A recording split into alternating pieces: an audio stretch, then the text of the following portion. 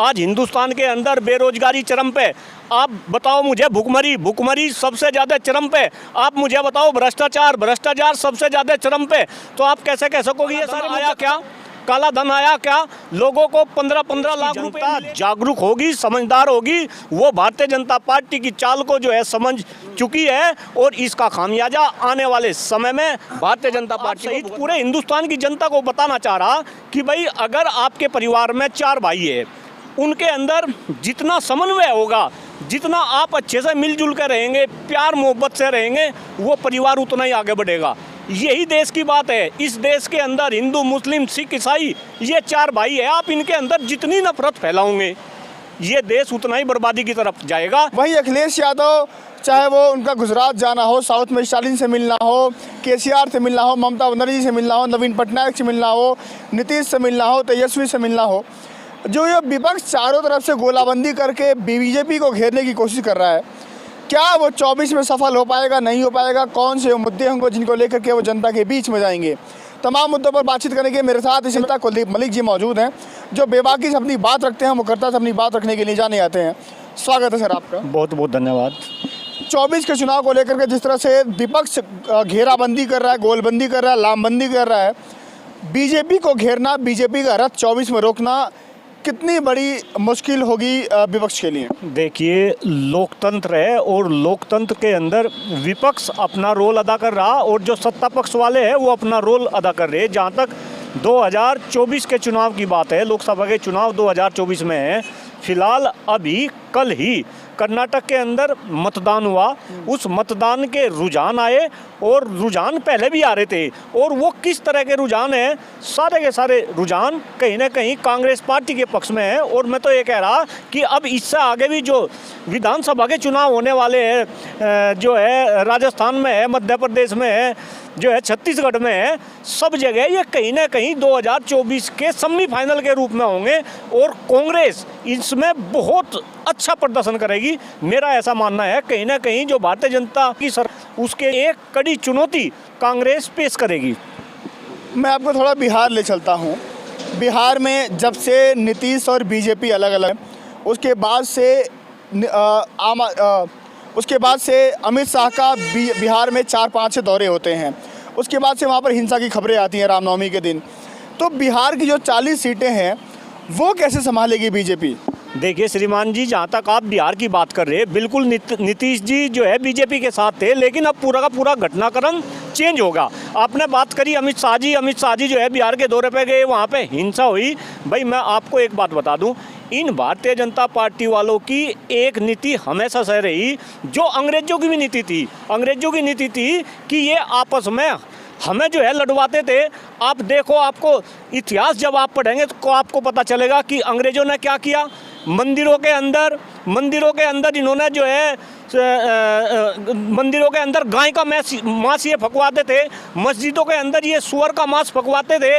हिंदू मुस्लिम एक दूसरे पर ये आरोप लगाते थे। तो कहीं ना कहीं अंग्रेजों ने इस देश के अंदर डिवाइड एंड रूल की पॉलिसी को अपनाते हुए शासन किया। अब केंद्र में भारतीय जनता पार्टी की जो सरकार है, उसने भी सेम काम यही किया। देश के अंदर डिवाइड एंड रूल की पॉलिसी के तहत ये पिछले 9 साल से शासन कर रहे, और यहाँ तो उससे भी ज़्यादा गंभीर हो जाता है।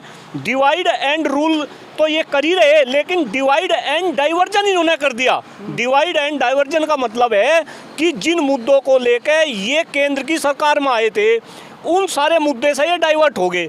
और इससे भी ज़्यादा चिंतनीय है कि कहीं ना कहीं देश की जनता भी इनके चंगुल में फंस गई, लेकिन अब धीरे धीरे जनता समझ गई।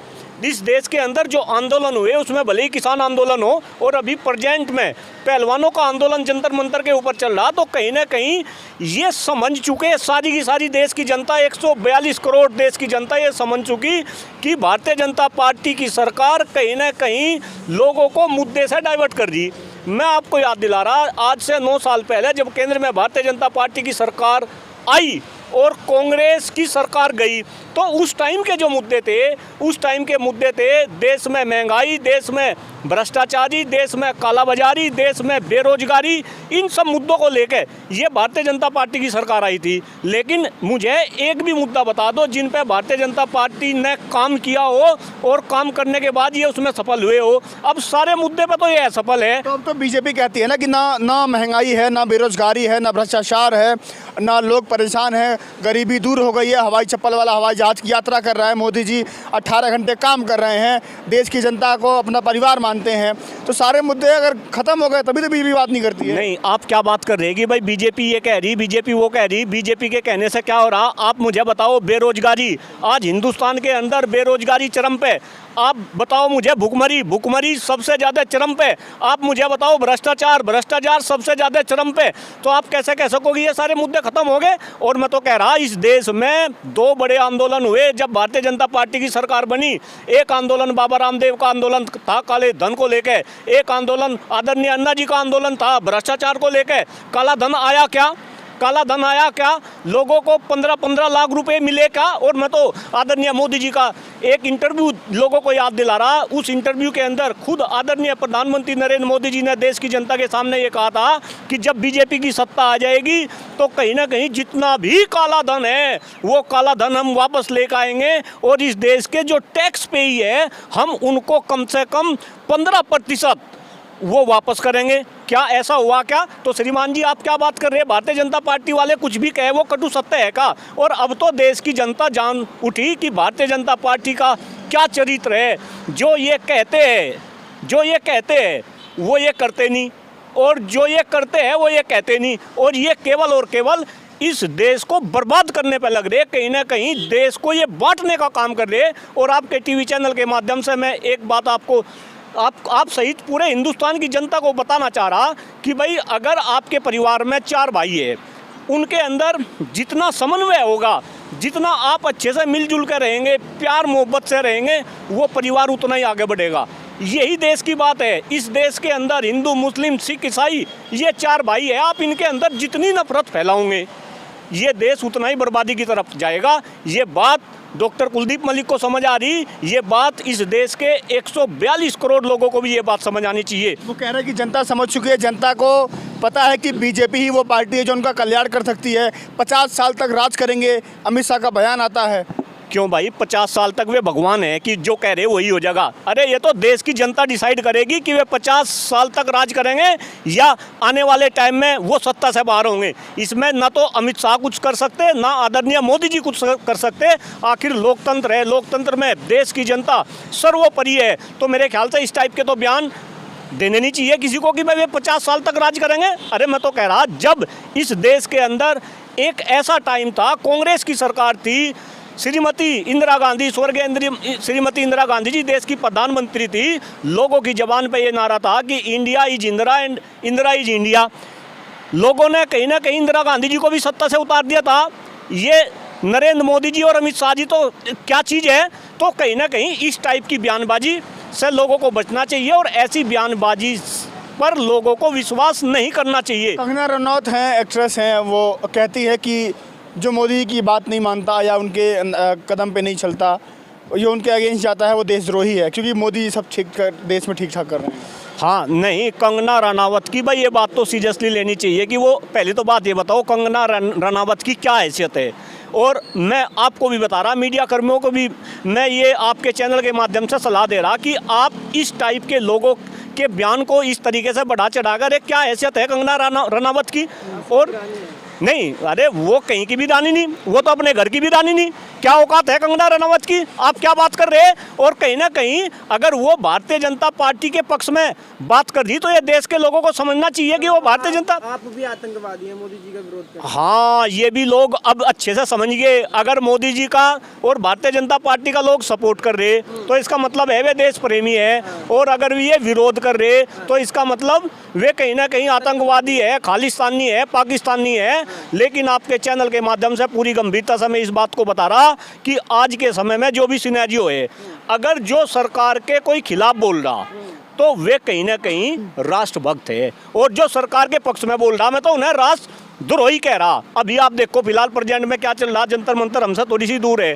अरे ये इतने पहलवान वहाँ जंतर मंतर पे बैठे, यौन शोषण की ये लड़कियाँ शिकार हो रही, हमारी बहनें हैं, हमारी बेटी है, वो एक सांसद के खिलाफ जो है उनकी रिपोर्ट तक दर्ज नहीं हुई, सुप्रीम कोर्ट में उन्हें जाना पड़ा। हो गया है ये आंदोलन जाट हट हो गया है। हाँ, अब ये जाटू का, यही तो मैं कह रहा कि ये भारतीय जनता पार्टी वाले ये जो है फूट डालो और शासन करो की नीति पे, अब ये इसे जाट वर्सेस जो है राजपूत बनाना चाह रहे, कहीं ना कहीं दोनों जातियों को आपस में भिड़वाना चाह रहे। लेकिन अब देश की जनता जागरूक होगी, देश की जनता जागरूक होगी, समझदार होगी, वो भारतीय जनता पार्टी की चाल को जो है समझ चुकी है और इसका खामियाजा आने वाले समय में भारतीय जनता पार्टी को भुगतना पड़ेगा।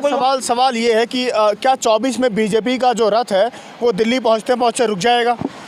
नहीं, बहुत ही मुश्किल होगा बीजेपी के लिए। जिस तरीके से मैं फिर कह रहा, हम बीजेपी को 2014 में हम केवल और केवल बीजेपी को सत्ता परिवर्तन के लेके नहीं आए। हम का मतलब मैं पूरे हिंदुस्तान की जनता की तरफ से इस बात को कह रहा कि बीजेपी को सत्ता परिवर्तन के लिए लेके नहीं आए थे, बीजेपी को कहीं ना कहीं व्यवस्था परिवर्तन के लिए लेकर आए थे। व्यवस्था कैसे परिवर्तित होती?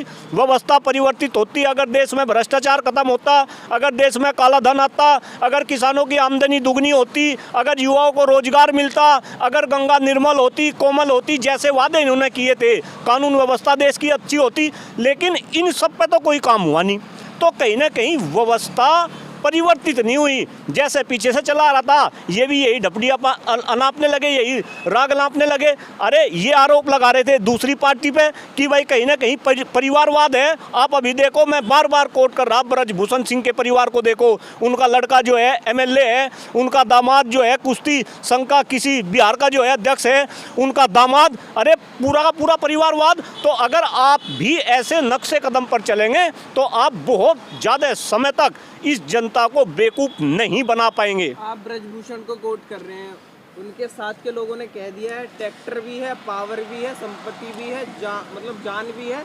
आप थोड़ा संभल के रहिए। नहीं तो मैं वही तो कह रहा कि ये तो लड़वाने का काम कर रहे। ये बात जो लोग ऐसी बात कर रहे, तो क्या उनके ऊपर कुछ प्रतिबंध नहीं लगाना चाहिए? उनके खिलाफ एफआईआर नहीं होनी चाहिए? ये तो भी तो कह रहे हैं हम पे ट्रैक्टर बहुत है, दिल्ली ले आएंगे राकेश टिकैत। नहीं तो हम क्यों, हम कुछ गलत कह रहे? हम कुछ गलत कह रहे, लेकिन हम नहीं, हम प्रदर्शन करने की कोशिश कर रहे। हम एक अपराधी के खिलाफ अपनी आवाज और वे अपराधी के पक्ष में जो है अपनी आवाज बुलंद कर रहे।